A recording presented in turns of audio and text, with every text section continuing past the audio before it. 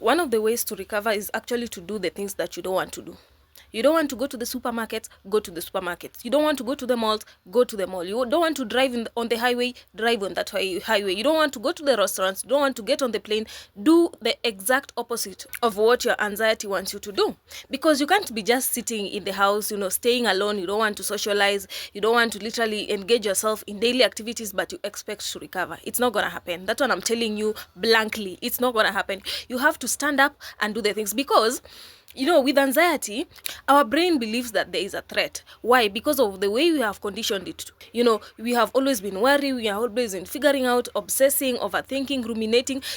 And it led to an anxiety disorder. You overwhelm your body with stress, and it led to an anxiety disorder. Your body can only take a certain amount of stress. If it reaches a certain point, it just says, no, you know what, Helen, Mary, I can't. And that's why you developed an anxiety disorder.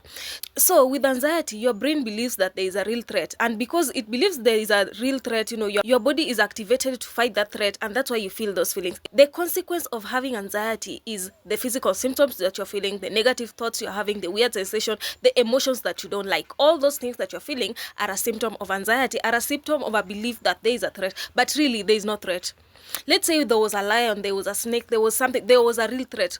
You'll behave exactly the way you are behaving. You don't want to go out, you are scared, you're having, thoughts, you're having racing thoughts, you're tired, you don't feel like doing anything. But at this time, because the threat is false, you are the one who is in charge of what you tell your brain. Brain learns only through action. It doesn't learn through logic. That now you want to tell your brain, okay, there's no fear, kindly calm down. It doesn't. Logic is thrown out of the window. The brain doesn't learn through logic, neither does it learn through facts.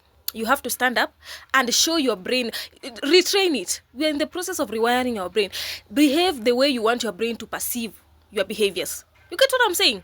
So you have to get up and do the exact opposite of what you don't want to do. But if you just sit there, you're not doing anything, you're brooding in the house, you don't want to socialize, you're tired and all that stuff, then you are going to stay in the cycle for a long period of time.